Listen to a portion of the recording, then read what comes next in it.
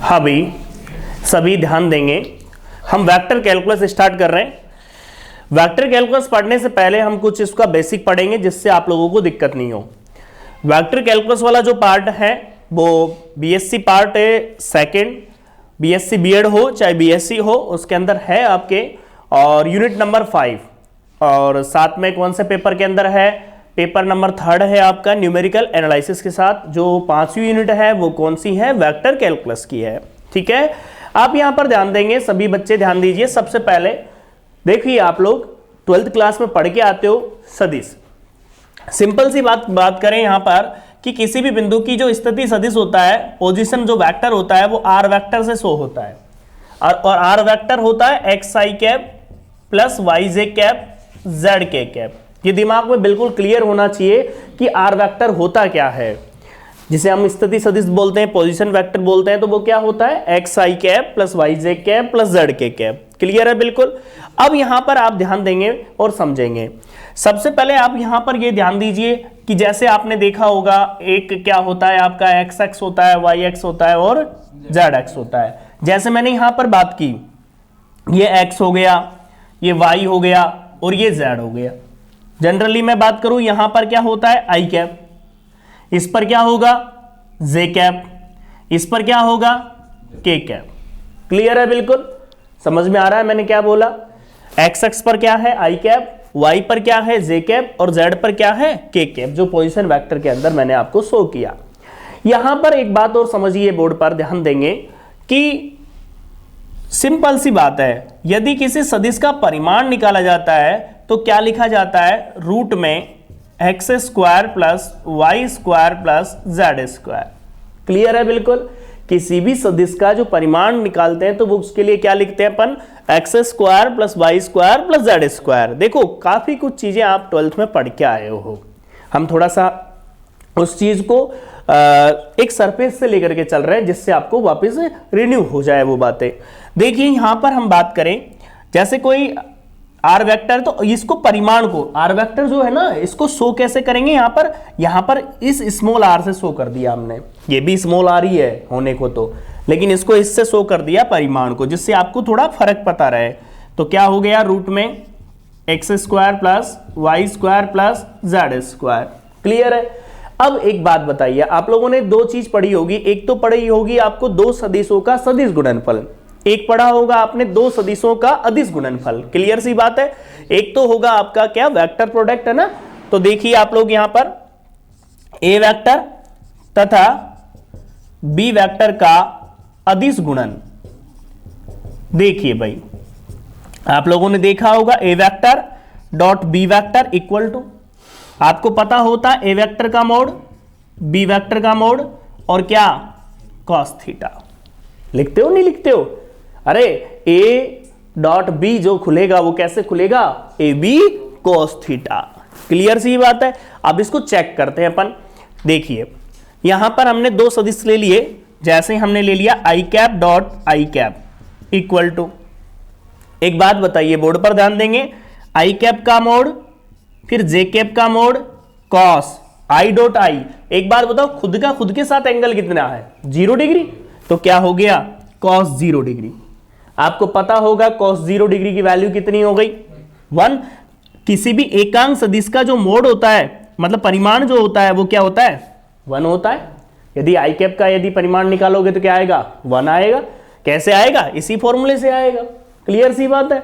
देखिए यहां पर आई डॉट आई क्या आ गया, 1। इसका मतलब ये हुआ कि जे कैप डॉट जे कैप भी 1 होगा, के कैप डॉट के कैप भी क्या होगा, 1 होगा। तो हमारे पास एक लाइन बिल्कुल क्लियर हो गई कि आई डॉट आई लिखूं चाहे जे डॉट जे लिखूं, चाहे मैं के कैप डॉट के कैप लिखूं, हर हाल में क्या मिलेगा, वो 1 मिलेगा। अब आगे वाली बात करूं मैं इसी में, सुनिए, पहले इसे नोट कर लो आप लोग, फिर आगे बढ़ जाते हैं अपन। बिल्कुल रिलैक्स से आपको वेक्टर पढ़ना है, एक एक चीज धीरे धीरे क्लियर करते हुए अपन चलेंगे, कहीं कोई डाउट नहीं रहेगा, ध्यान रखना। और आपका क्वेश्चन इजी वे में आप सोल्व कर पाओगे, आराम से सोल्व हो जाएगा आपका क्वेश्चन।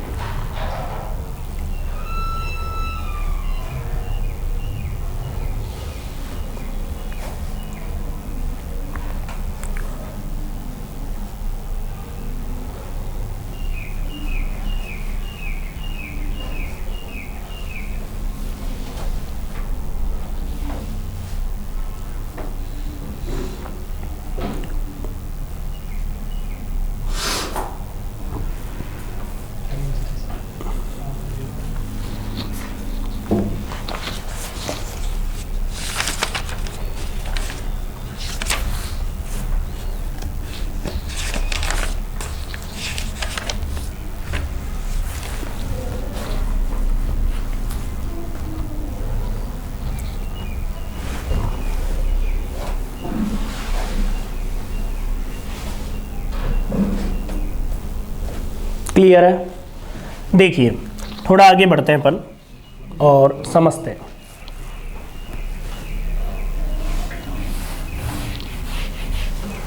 अब हम आई डॉट आई की जगह आई डॉट जे लेते हैं। देखिए आई कैप डॉट जे कैप, इसे सोल्व करते हैं अपन। ठीक है भाई, आपको सब आता है, लेकिन फिर भी मैं आपको क्या कर रहा हूं, एक एक चीज वापस बता रहा हूं जिससे आपको दिक्कत नहीं आए।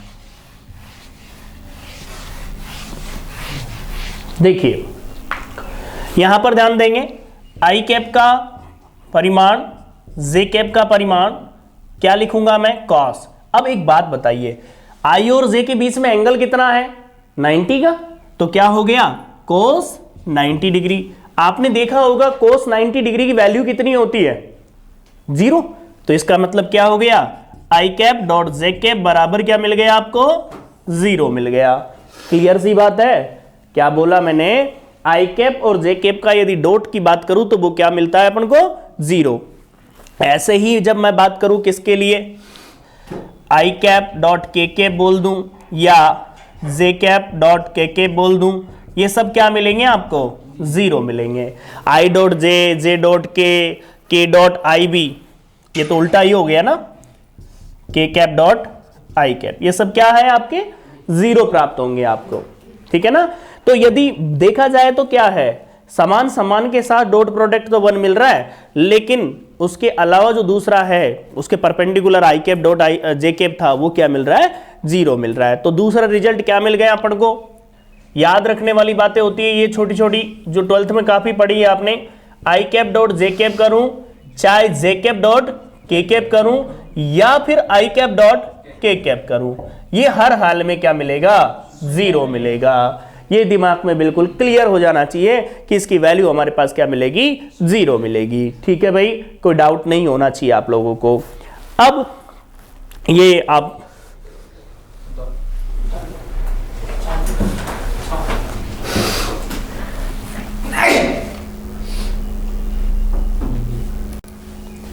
देखो, आप लोगों ने देखा यहां पर, सुनो, कि जब मैंने डॉट प्रोडक्ट के बारे में सोचा तो क्या आया, डॉट प्रोडक्ट के बारे में देखा तो समान समान के साथ तो 1 हो गया, और उसके अलावा जो था I dot J, J dot के और के आई डॉट के, ये क्या मिल गया आपको, 0। अब मैं बात करता हूं यहां पर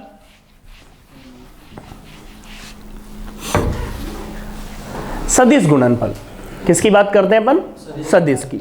तो देखिए आप लोग, ए वेक्टर तथा बी वेक्टर का सदिश गुणन,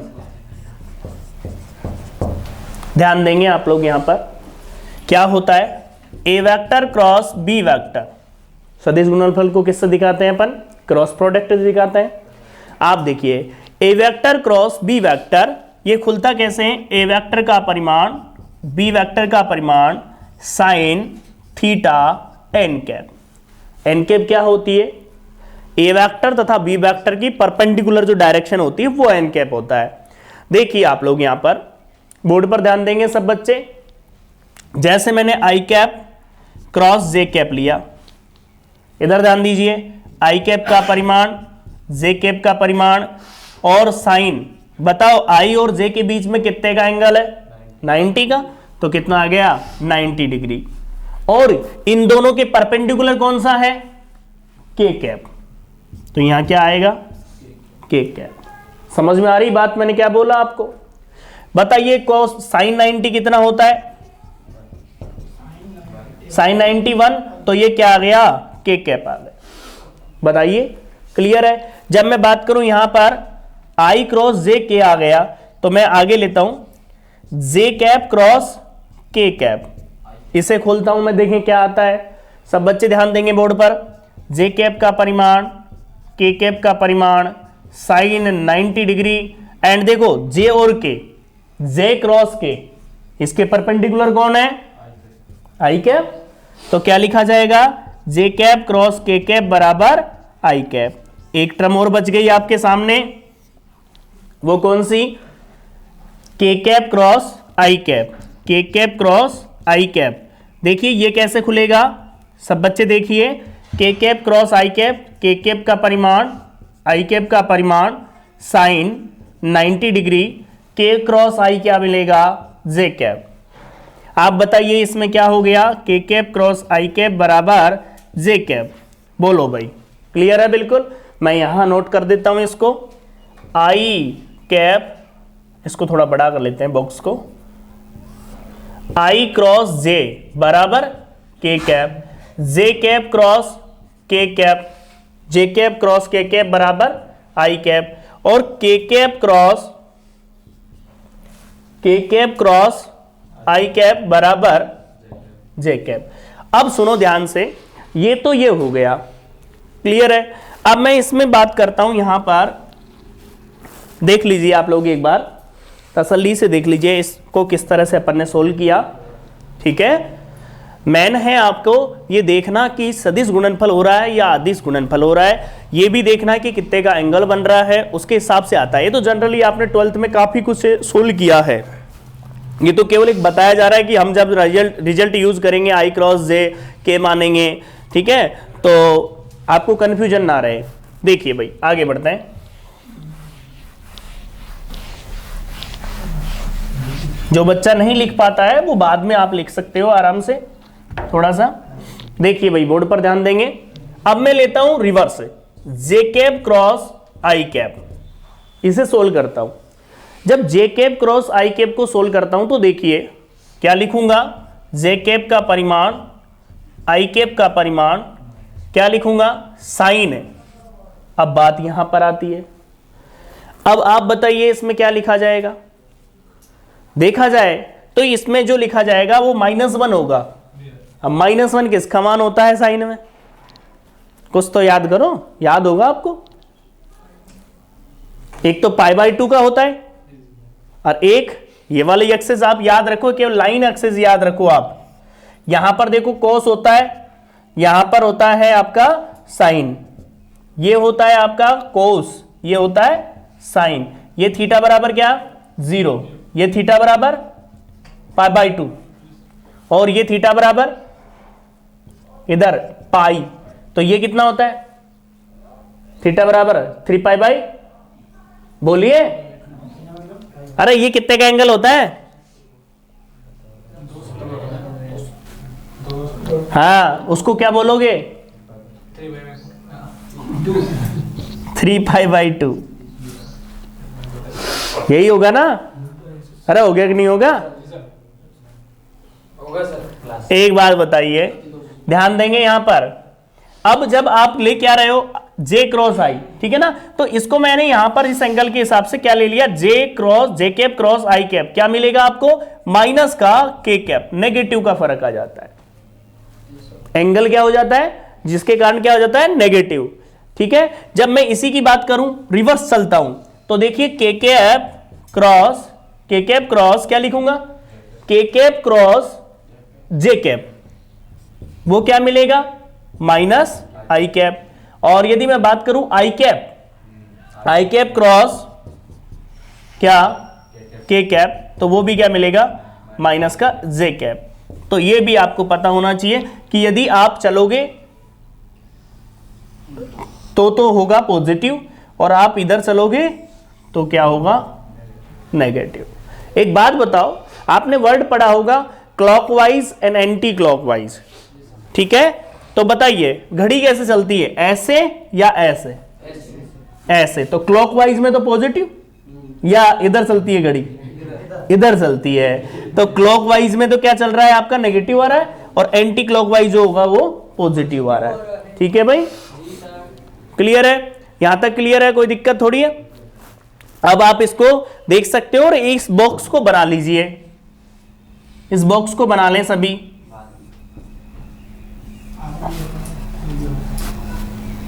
जे क्रॉस आई बराबर माइनस के कैप क्रॉस जे कैप बराबर है माइनस के आई कैप, और आई कैप क्रॉस के कैप बराबर है माइनस के जे कैप, ठीक है भाई। तो ये सब चीजें अपन काम में लेंगे क्वेश्चन में जब सोल्व करेंगे, ठीक है। अब एक बात बताइए आप लोग, यहां पर ध्यान दीजिए।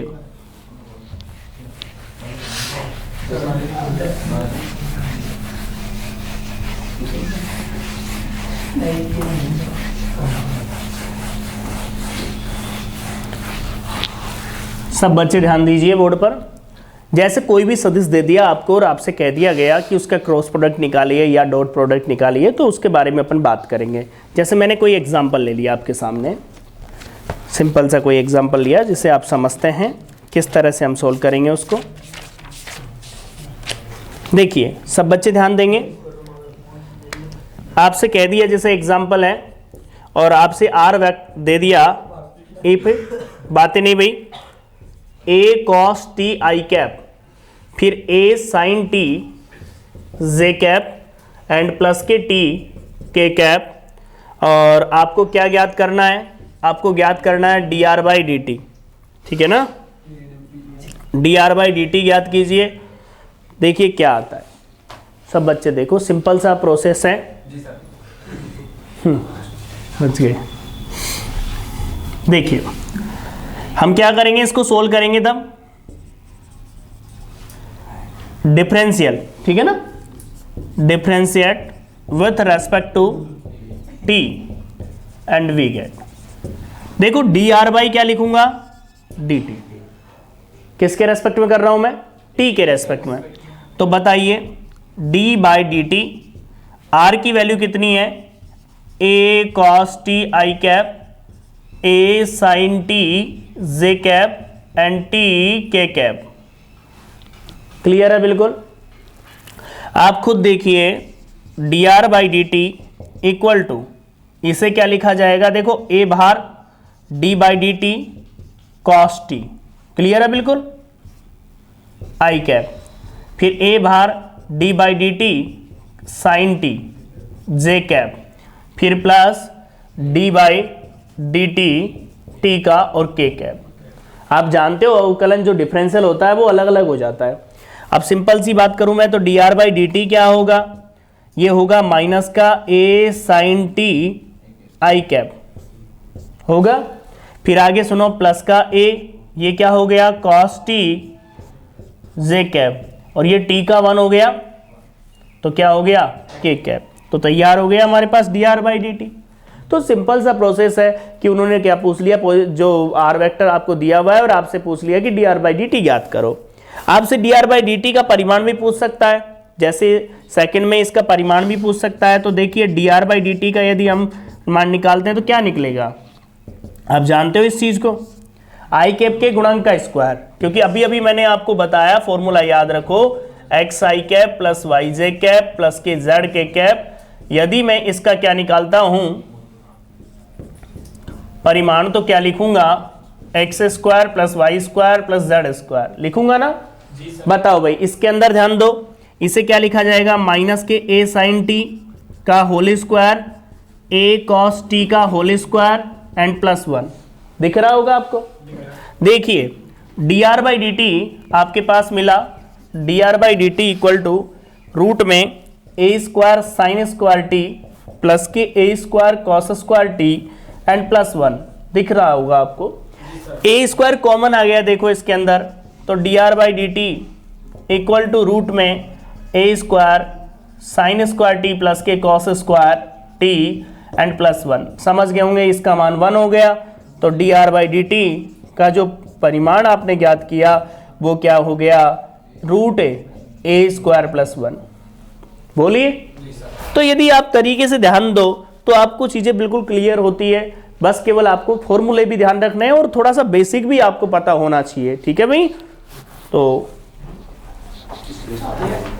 लिखे लिखे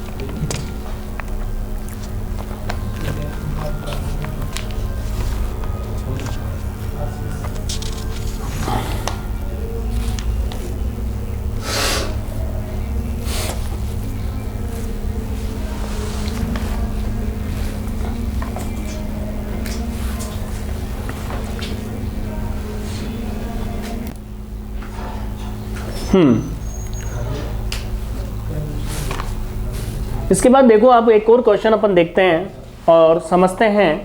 देखिए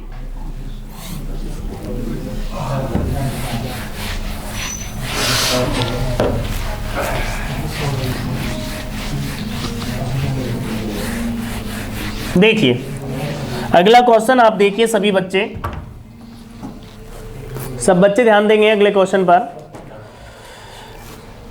हमने एक क्वेश्चन लिया और उस क्वेश्चन में जो कह रखा है वो देखिए, इफ ए बराबर T i cap plus k T square J cap plus के 1 minus T k cap, and दूसरा वेक्टर आपको दे दिया, ये तो ए वेक्टर है, एंड बी वेक्टर आपको दिया हुआ है 3t स्क्वायर आई कैप माइनस जे cap plus k t cube के कैप। बात नहीं करनी भाई किसी को भी। एक बार क्वेश्चन चेक कर लीजिए सब बच्चे, बोर्ड पर ध्यान देंगे, मैं बोल रहा हूं। ए वेक्टर बराबर T i cap plus k T square J cap 1 minus T k cap, and B है 3t स्क्वायर आई कैप माइनस जे cap plus k t cube के कैप। देखिए सब बच्चे, देखिए पूछ क्या रहा है, आपको क्या निकालना है वो सुन लीजिए। फाइंड द फ्लोइंग, क्या ज्ञात करना है? देखिए फर्स्ट कंडीशन तो आपको ज्ञात करनी है d by d t a dot b, and second condition आपको ज्ञात, मतलब सेकेंड पार्ट इसका ज्ञात करना d by d t a cross b. समझने की कोशिश करना आप लोग, क्या बोल रहा हूं मैं, ध्यान से सुनेंगे आप लोग। कि आप लोगों से ये बोल रहा है कि क्वेश्चन दे दिया, इस क्वेश्चन में ये पूछा गया कि ए डॉट बी ज्ञात करो और उसके बाद उसका अवकलन करो टी के सापेक्ष, फिर ए क्रॉस बी ज्ञात कीजिए और उसके बाद क्या कीजिए आप लोग, डी बाई डी टी ज्ञात कीजिए। तो पहले तो आप लोग सभी ध्यान देंगे बोर्ड पर और समझेंगे कि किसी भी सदिश का हम बात करेंगे, पहले तो सदिश गुणनफल रदिश गुणनफल ज्ञात करते हैं, तो पहले ए डॉट बी ज्ञात करते हैं। तो देखिए बोर्ड पर और ध्यान दीजिए सभी। देखिए गिवन, सबसे पहले ये ज्ञात कर लेते हैं अपन, ए क्रॉस बी लिखा हुआ है ऊपर से, हमने बात की, सॉरी ए डॉट बी निकाल लेते हैं सीधा पहले। देखिए सब बच्चे ध्यान देंगे, T i cap T square J cap and plus 1 minus T k cap. अभी ये जो बातें आपने सीखी थी उन बातों को आप यदि दिमाग में रखोगे तो आपको क्लियर समझ में आ जाएगा। डॉट किसके साथ, 3t स्क्वायर आई कैप माइनस जे cap plus k t cube के कैप। देखो आप लोगों पर आता, सब कुछ आता है, लेकिन फिर भी आप लोग भूल जाते हो, इसलिए थोड़ा सा ध्यान देंगे। जब मल्टीप्लाई करेंगे डॉट प्रोडक्ट में, तो आप जानते हो जब ये टर्म मल्टीप्लाई होगी आई कैप वाली, ठीक है, ध्यान से समझेंगे आप लोग। जब आई कैप वाली टर्म मल्टीप्लाई होगी, ये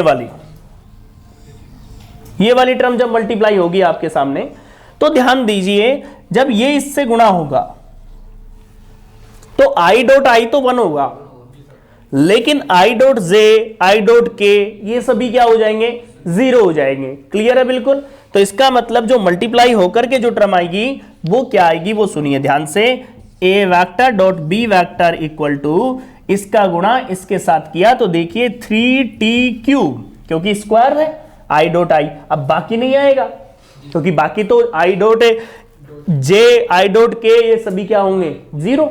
अब ऐसे ही इसमें इसका गुणा इसके साथ ही होगा ओनली, तो माइनस का क्या आएगा, टी स्क्वायर, और ये इसके साथ मल्टीप्लाई होगा तो क्या आएगा, प्लस का T cube 1 minus T only.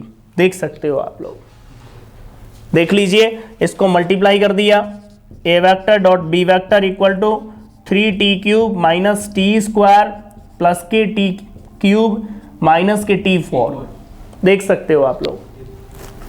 आप देखिए a vector dot b vector equal to 3t cube और ये कितना हो गया, 4t क्यूब, ये टी स्क्वायर और ये t की घात 4।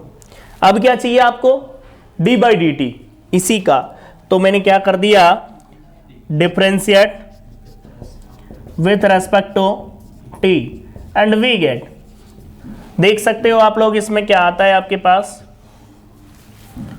d by d t a vector dot b vector equal to, clear है सब बच्चे, देखिए d बाई डी टी मजला ब्रैकेट क्या आया 4t³ माइनस के t² माइनस के t4। देख सकते हो आप।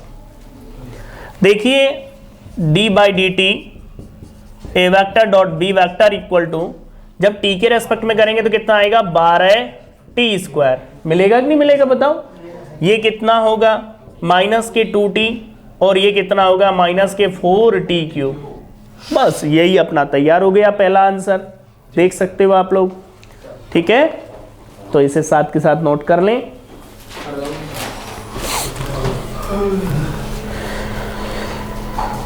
फोर t³ माइनस के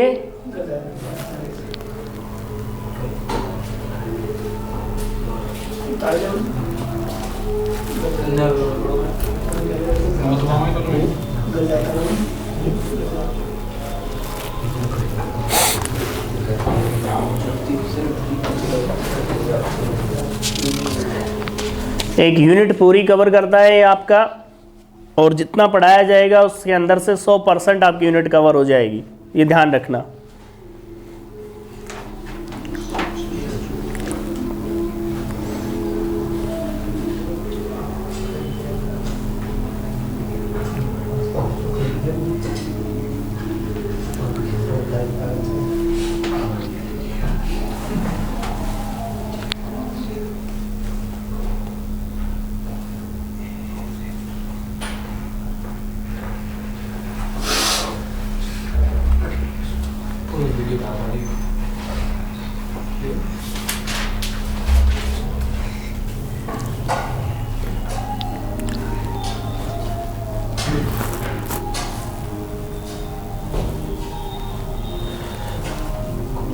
इसके बाद जब सोल्व करेंगे अपन a क्रॉस b निकालेंगे और फिर a क्रॉस b को फिर हम t के रेस्पेक्ट में डिफरेंशियल करेंगे।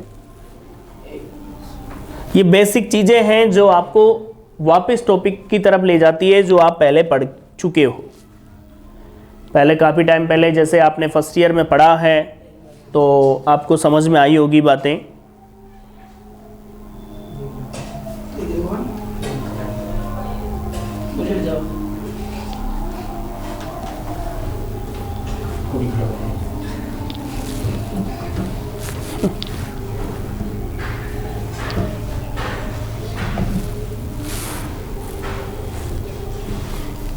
और ढंग से तैयारी करो, एग्ज़ाम भी फिक्स है। लगभग ये मानो फर्स्ट मार्च में या लास्ट सप्ताह में, मार्च के सप्ताह में ही होने की संभावना है। अप्रैल की मत सोचो, मार्च में ही होगी एग्ज़ाम। तो जितने दूर सोच रहे हो अप्रैल में।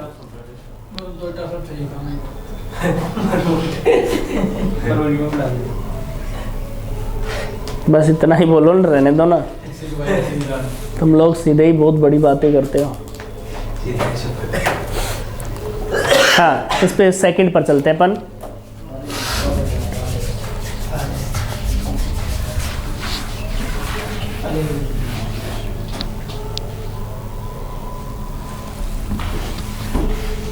हाँ भाई, जो रह जाता है वो बाद में भी लिख लें, थोड़ा टाइम आपको दिया जा रहा है। देखिए सब बच्चे ध्यान देंगे, एक बार बोर्ड पर ध्यान देंगे सभी। A क्रॉस B ज्ञात करेंगे अपन। अब हमेशा ध्यान रखना, A क्रॉस B जब ज्ञात करते हैं तो कौन से माध्यम से करते हो आप? सारणिक माध्यम से करते हो ना। आपको पता होगा इसमें कैसे लिखा जाता है, I कैप, J कैप और K कैप। समझ रहे होंगे आप लोग इस बात को। एक एक चीज समझिए, क्योंकि ये चीज ऐसी होती है कि भूल गए तो दोबारा याद आ जाएगी। बोर्ड पर ध्यान देंगे। सदिश गुणनफल के लिए पहले वेक्टर के देखो t, इसका क्या होगा t², इसका क्या होगा 1 - t। इधर ध्यान दो 3t² माइनस k1 और t³। देख सकते हो आप लोग ये चीज बिल्कुल। अब आप इस वेक्टर को सोल्व करोगे तो कैसे सोल्व करोगे? आप लोगों ने पढ़ा होगा a vector cross b vector equal to I cap. Clear है? पूरा मेथड मैं आपको समझा रहा हूं। I कैप बड़े ब्रैकेट में डाल दिया ऐसे। सुनिए, जो लेते हैं उसे छुपा लिया, ठीक है, इससे और इससे, इस पंक्ति और स्तंभ को छुपा लिया। इसका मल्टीप्लाई इससे क्या तो t की घात 5, इसका मल्टीप्लाई इससे क्या तो माइनस माइनस प्लस 1 - t। समझ रहे होंगे, पहला ब्रैकेट आपका कंप्लीट है। ठीक है भाई, कोई दिक्कत है पहले ब्रैकेट पर? मैंने क्या बोला, जो लेते हैं उसे उसकी स्तंभ और पंक्ति को छोड़ दिया, t की पावर 5 एंड 1 माइनस प्लस हो गया, फिर माइनस का आता है जे कैप। क्यों आता है उसका कारण है, यदि आप रिवर्स मल्टीप्लाई करते हो तो माइनस हट जाएगा, जे कैप आया। अब देखो ये वाली स्टेप और ये वाली स्टेप कौन सी छोड़ी, जे कैप वाली। देखो एक तो जे कैप वाला और एक ये वाली, ठीक है। बताओ इसका मल्टीप्लाई इससे करेंगे ना तो क्या लिखेंगे, T4। सावधानी से चलना है बस। इसका मल्टीप्लाई इससे किया तो माइनस का 3t² 1 माइनस टी। समझ गए होंगे आप लोग। अब आप देखिए प्लस का के कैप, सावधानी से बिल्कुल बोर्ड पर ध्यान देंगे। के कैप का मतलब ये रह गया, इसका मल्टीप्लाई इससे तो क्या आया, माइनस टी। इसका मल्टीप्लाई इससे किया तो कितना आया, माइनस के 3 की मतलब T4। देख सकते हो आप लोग, क्लियर है। अब आप देखिए थोड़ा सा, A क्रॉस B बराबर आई कैप t की पावर 5 माइनस टी प्लस 1। देख सकते हो पहला ब्रैकेट कंप्लीट है अपना। ठीक है, आगे बढ़े, माइनस जे कैप t की पावर 4, ये इससे गुणा हो गया तो माइनस के 3t² और माइनस माइनस प्लस का 3t³। देख सकते हो। अब आगे बढ़े हम, प्लस का के कैप यहां रहा माइनस के 3t4 माइनस के t। देख सकते हो, क्लियर होगा, कोई डाउट थोड़ी इसमें। अब आप सुनो, आप लोग देखिए इस लाइन को ढंग से तसल्ली से कि ये जो a क्रॉस b मिला आपको, इसका क्या करना है, अब t के रेस्पेक्ट में क्या करना है, डिफरेंशियल। तो इसको समीकरण नंबर 2 डाल देते हैं अपन। ठीक है ना, तो हमने क्या कर दिया भाई, डिफरेंशिएट कर दिया इस इक्वेशन को। डिफरेंशिएट विथ रेस्पेक्ट टू क्या कर दिया हमने, बताओ, t।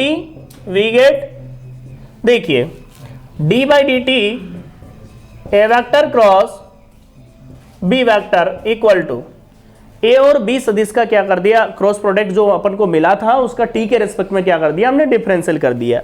बताओ भाई, सब बच्चे ध्यान देंगे, t d by d T बड़ा ब्रैकेट। अब चाहे तो अलग अलग लगा दे, साथ की साथ ही अपन अलग अलग हो जाएगा। तो देखिए आई कैप साथ में ले लेता हूं मैं, आई कैप t की पावर 5 माइनस टी प्लस 1 पहली टर्म। बोर्ड पर ध्यान दोगे भाई, बात नहीं करोगे। J cap d by d t, इस ब्रैकेट को लिखेंगे t की घात 4 माइनस के 3t² प्लस के 3t। देख सकते हो आप लोग। आगे क्या आएगा, प्लस का के कैप आएगा कि नहीं आएगा बताओ।